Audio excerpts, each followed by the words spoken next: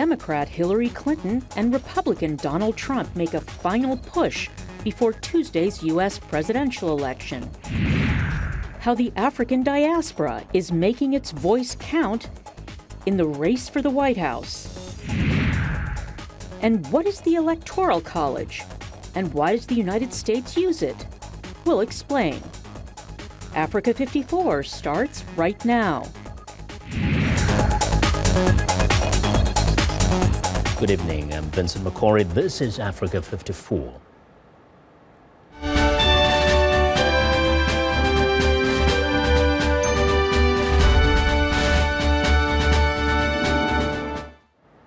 With less than 24 hours before the polls open on Election Day in the United States, the campaigns of Republican Donald Trump and Democrat Hillary Clinton are each expressing confidence and optimism about the outcome of Tuesday's presidential race. VOA's Michael Bowman reports even though the latest polls show Clinton with a modest lead nationally, the contest is likely to be decided by turnout in about a dozen battleground states. Are you ready to vote on November the 8th? And we are going to win back the White House. Gonna happen. In the final push for votes, Donald Trump is maintaining a furious campaign schedule, 5 stops in 5 states Sunday, while Hillary Clinton calls on star power, from pop singer Katy Perry to President Barack Obama, to energize supporters.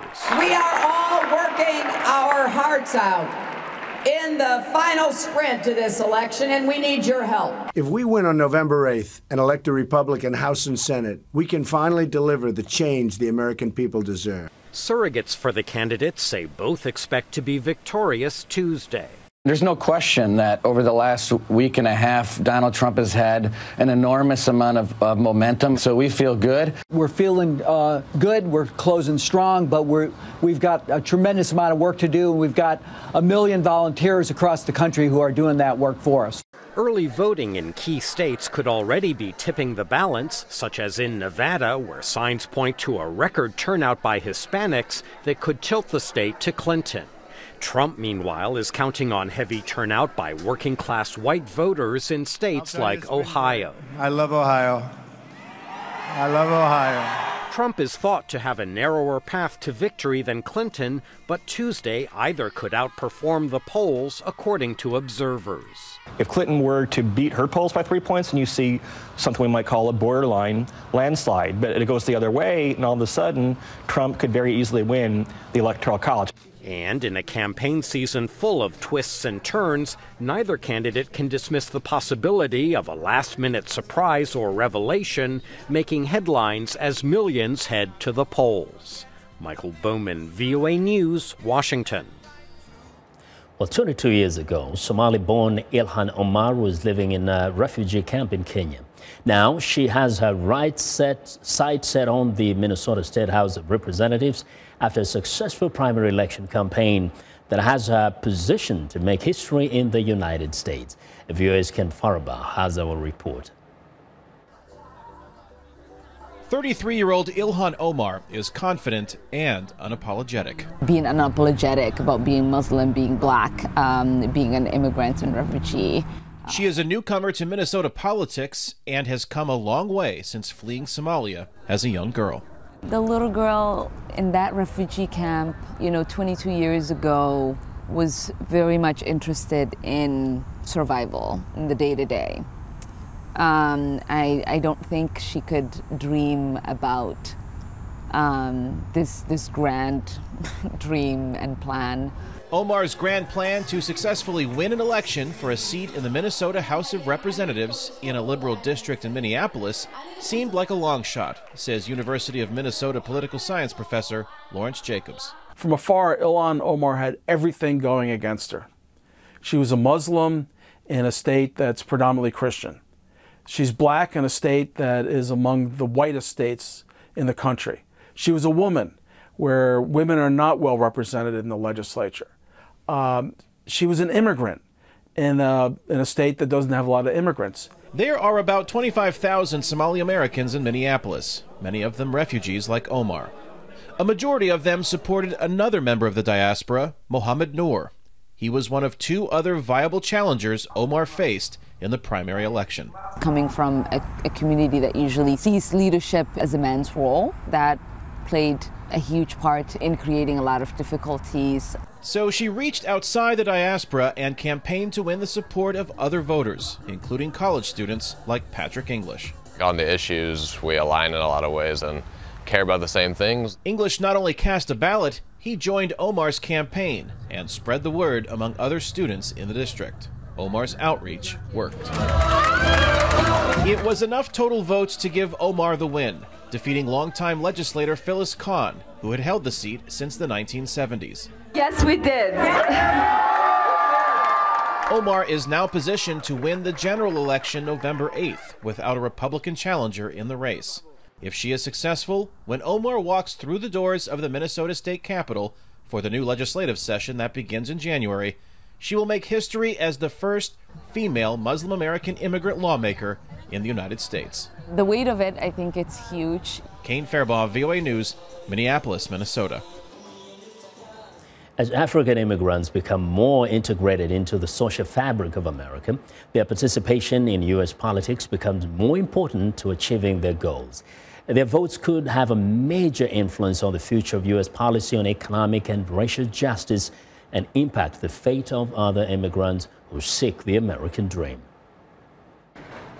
Sisters Rami Hassan and Sarah Bosampel came to the United States from Ghana 12 years ago on the same day with the same dream: to earn a living as a citizen of the country. As voters in this year's presidential election, they want a leader who will recognize the economic contributions of immigrants and be a role model for the country's taxpayers. The foreigners are the ones who are doing most of the job here, because we like to work. When you make more money, you pay more tax. When you make less money, you pay less money. And when you're a leader, you need to live as an example. You need to show example. Do what you want us to do. Like Hassan and Bosampel, the nation's nearly 2 million African immigrants hope their top concerns, including immigration reform and racial and economic justice, will be addressed when the next president is sworn in. Carl Lipscomb, Programs Manager of Black Alliance for Just Immigration, says policies such as access to safety net programs are crucial for the diaspora community as a whole. African communities still face an uphill battle to obtain work authorization, to obtain equal employment, to be lifted out of poverty. By becoming more involved in the political process, naturalized citizens play a greater role in determining the fate of issues that impact themselves and other immigrants, such as comprehensive immigration reform. For the documented one, it's also their ways of protecting the non-documented, their ways of being able to negotiate. And elections are crucial for those negotiations. It's that very mindset that Deandra Harris takes with her to the polls this year and every election. Everyone needs to vote, especially for the people that's not able to vote. You need to vote and be that voice for those people. Nigerian-American Sidney Imobio says he has never missed an election since becoming a U.S. citizen. Even when the choices for president are not perfect, he says there is only one condition that truly matters: whether you can deliver. That is what we should be thinking of. Can you deliver? Nobody is perfect. We have two candidates that are not perfect. So we should single one out. The basis of his decision for president is one shared by many foreign-born Americans. Who is better prepared to earn respect from the international community and provide opportunities for others to achieve the American dream? Ramon Taylor, VOA News, New York. Well, we want to know what you think about Africa 54. The stories we covered. Join the conversation on Facebook. The address is Africa54. And check out our headlines 24/7 on voaafrica.com. Find me on Twitter at VOA Vince Makori. Coming up, the ongoing controversy over U.S. voter ID laws. Stay with us.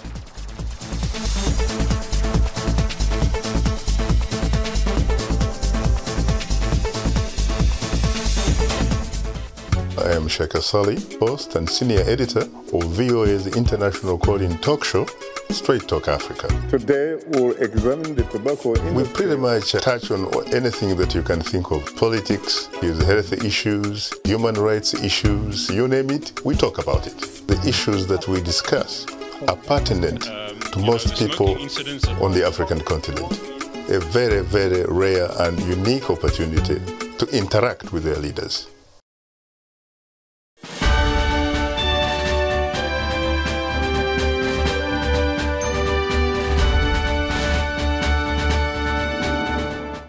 Well, American voters are poised to elect a new president Tuesday, but their choice appears to be largely influenced by the character of the two major candidates rather than issues. Africa 54's Esther Gido spoke to several voters on the streets of the nation's capital, Washington, D.C., and has a report. Democratic presidential candidate Hillary Clinton maintains a narrow edge over Republican Donald Trump in the national polls. In and around the U.S. Capitol, voters had varied opinions on who they will cast their ballot for and why. Eva Yuma was a Bernie Sanders supporter but will vote for Clinton. I am so sick of this election. I'm excited for it to be over. I was a Bernie Sanders supporter, but now I just want Hillary Clinton in the White House and Donald Trump out of our lives forever.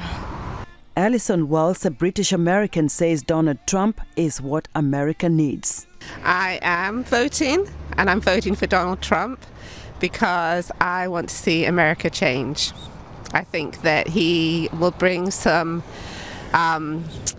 different perspective because we're so used to career politicians, and I think that it's time to not have a career politician in office anymore. The announcement by FBI Director James Comey to probe new Clinton emails is also raising eyebrows among critics and supporters of both candidates. Emma Courtwright says she's downright weary of all this politicking. I've really grown weary of the campaign process. It seems a little more bitter than it has in the past, and I don't think it represents the best American democracy has to offer. Robert Sanders says choosing between Trump and Clinton has been grueling, but not voting is not an option for him. So if you had to pick between the two, I probably would pick Hillary Clinton. I could rest asleep at night. I could rest in peace. So I probably would pick Hillary Clinton.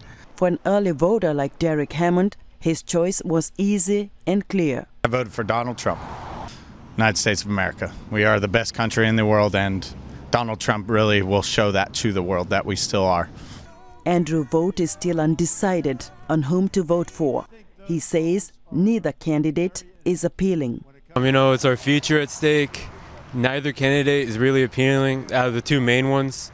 And the other third parties, I'm not really feeling either. I mean, you should just vote for me. But in all seriousness, it's kind of a lot of uncertainty.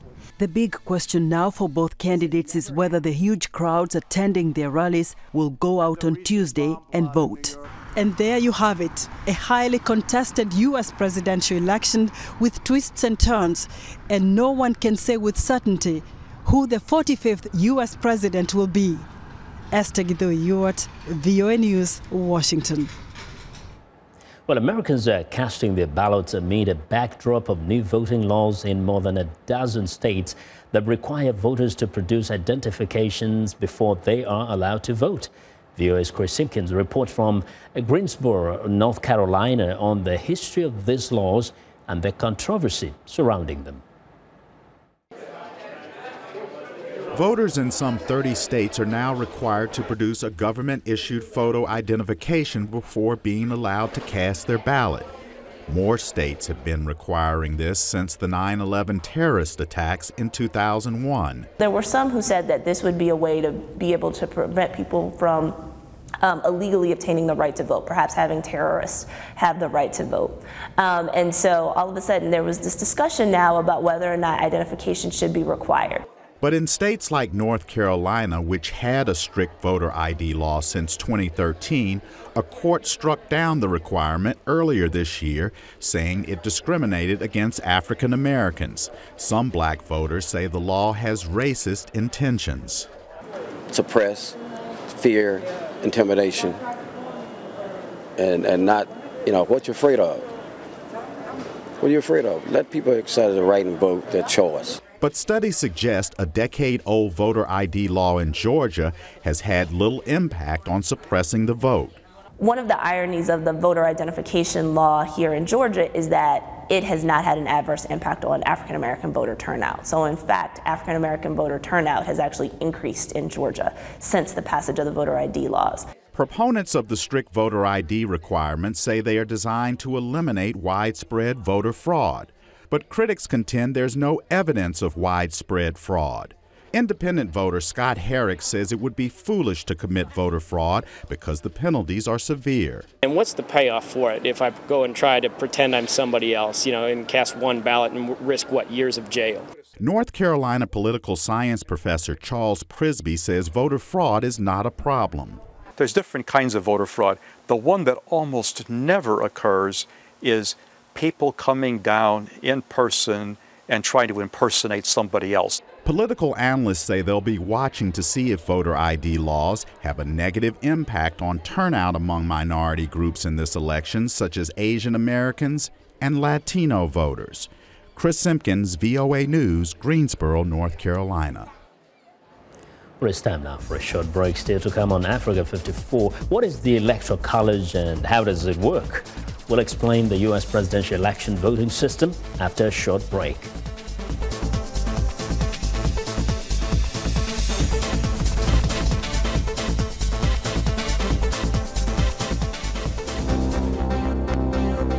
If you've just joined us, I'm Mariama Diallo, and here is a quick recap of today's headlines. In Morocco, diplomats from 196 nations meet in Marrakesh to flesh out the planet-saving plan inked in Paris last December. In Mali, Canadian Defense Minister visits Bamako as Canada seeks to re-engage in peacekeeping operations in Africa with the United Nations. In South Africa, opposition politician Julius Malema appears in court to face charges that he incited his supporters to invade land. In Ivory Coast, the Constitutional Court confirms the victory of the Yes campaign after a referendum on a new constitution pushed by President Alassane Ouattara. That's all for today. Thanks for watching. We'll see you next time.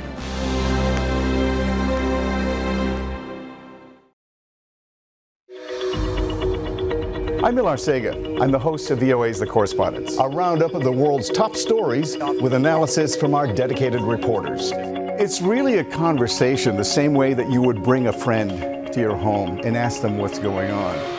And our correspondents will do that and answer those questions through their own eyes. That appears a false choice in more ways than one. We can't actually put you there, but we can come pretty close. In 30 minutes, we'll show you the world.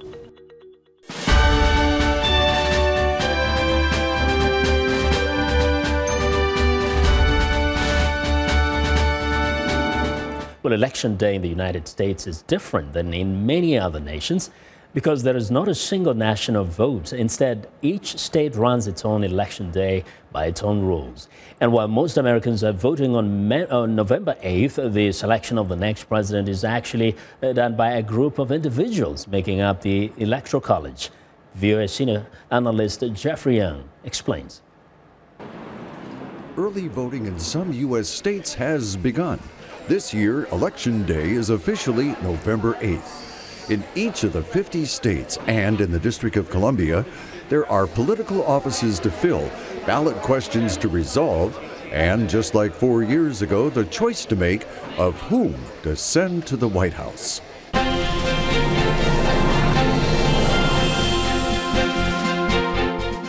The United States Constitution is filled with rights and protections for citizens, but voting is not necessarily one of them. As Georgetown University professor Mark Rome points out, one would think that the right to vote is just as much an essential right of citizenship as the ability to speak freely or to worship freely, to petition the government and so forth. But it's not. The voting requirements are typically established by the states, and the states more or less can use their own standards. The minimum voting age of 18 is set by U.S. federal law, but Rome says otherwise there is very little uniformity. And so there is a patchwork of 50 different states with 50 different state laws about the time for voting, the processes for registering to vote, the places where you can vote, how you can vote by absentee ballot. All those details of the elections are established by state law, not by federal law. The absentee ballots that Rome refers to are used by people who are away from home on Election Day, in the military, for instance, or traveling, or away at school.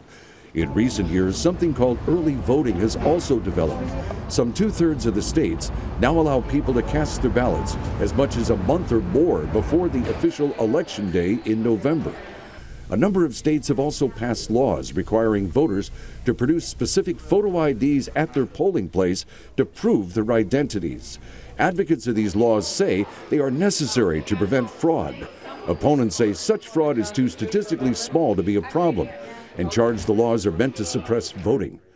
And there's another way that a U.S. presidential election is really some 50 separate contests. According to the Constitution, people voting for president are actually selecting 538 people called electors on a state-by-state basis. And it's these people who officially determine who becomes president.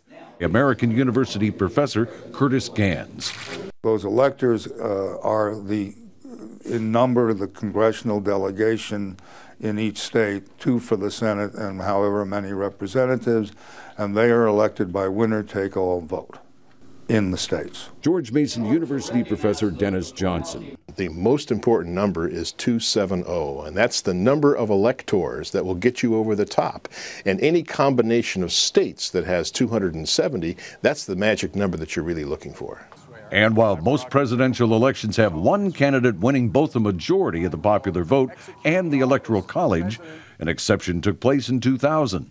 Democrat Al Gore won the national popular vote by more than 500,000 ballots and had clear control of 266 Electoral College votes. But his challenger, Republican George W. Bush, led by a tiny fraction in the state of Florida. Gore demanded a partial recount, which Bush challenged all the way to the Supreme Court. More than a month after the election, the court sided with Bush, effectively awarding him Florida's 25 electoral votes and the White House. Johnson says the Electoral College is why candidates spend most of their time in a handful of so-called battleground states, the ones they believe will give them that winning total of 270 electoral votes. Jeffrey Young, VOA News. Well, New York City is preparing to host both major presidential candidates Tuesday night, and law enforcement officials are gearing up to protect them. VOA's Caroline Presutti brings us the sights and sound from a very busy but cautious Big Apple. Who will be our winner on November 8th? Hillary Clinton supporters in New York City are making last-minute phone calls and sending texts to Democrats in battleground states. With some polls showing Republican Donald Trump closing in on Clinton, it's a race to reach voters. I'm really feeling that it's a rush, a mad rush. Outside, New York City marathoners dashed to the finish line as thousands of police officers guarded them. U.S. intelligence officials said they picked up terrorism chatter of a possible attack on or before the election in the states of Virginia, Texas, and New York. The threat lacks specifics, but here in New York, always on alert, officials are taking it seriously. Carolyn Maloney is a U.S. Congresswoman from New York. No one's better at it in any place in the world than New York. We proved that on 9/11, we proved that every day, and we will prove that on Election Day. The threat is of special significance to New York City because both presidential candidates will be here for their election parties Tuesday night. Clinton at a convention center with a glass ceiling and walls. Trump at a hotel a few blocks from his home at Trump Tower. Anand Ahuja is a Trump supporter. So everybody is concerned not only about one's own safety, but at the same time safety of our presidential candidates also. With the election now just a day away, officials promise to crush any effort to disrupt democracy. Caroline Presutti, VOA News, New York City. Now get this, psychologists say that more than half of the U.S. population is under a certain degree of stress because of the election, which affects not only their well-being but also relations with their loved ones. VOA's Tatiana Koprovchi has more. Irina Verity is an expert in public and government relations and first approached the election campaign as just another project. I was posting 6 in the morning and I was reading news before I'm going to sleep. At one point she realized that following every twist and turn of the election campaign was taking its toll. I start feeling that all this electronic stress is wearing me out. I felt my eyes are tired. I also felt that I can't sleep. My sleep is not so deep. Irina's experience is not unique. According to a study by the American Psychological Association, APA, 52% of American adults report that the 2016 election is a source of stress. Vail Wright is a director for research at the APA.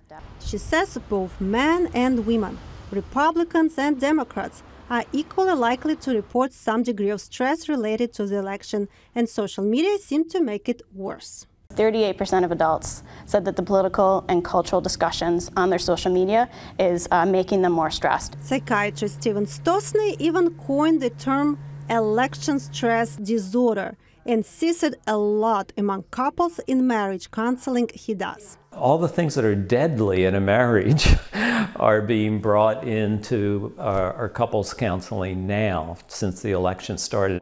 The major reason is negativity, which Stosny says is both highly contagious and addictive. Anger has adrenaline in it. When you have adrenaline, you get a surge of energy and confidence, but then you crash. To stay out of that depressed mood, to maintain the energy and the confidence, you got to stay a little angry all the time. Psychologists recommend limiting media consumption to reduce stress levels. Read just enough to stay informed. One of my prescriptions is get off of social media till after the election if you want to stay married. Adequate sleep, proper nutrition, and social connections have shown to be major contributors to a person's well-being. Early voting proved to be strangely therapeutic as well. Voting early relieved me from a lot of stress that we harboring for a year. Stosny, however, believes meditation, exercise, and even early voting have very limited impact. They're not going to work very well with an adrenaline addiction. What you really need is to channel that energy into something positive. And that's your values, your relationships, your work. Because when your brain wants that arousal, just relaxing is going to be very temporary. Stosny predicts an epidemic of depression after Election Day. To avoid it and to maintain one's mental health, he advises prioritizing time with your family over obsessing about the political campaign. Tetiana Voroshko, VOA News, Washington. Well, and that's our show for today. Now, be sure to join us on Africa 54 Tuesday for extensive coverage of the U.S. presidential election. We'll have live reports from New York City, the battleground state of Virginia, and Capitol Hill here in Washington. Also, follow us online at our website at voaafrica.com. Thanks a lot for watching. And from all of us in Washington, have a good night.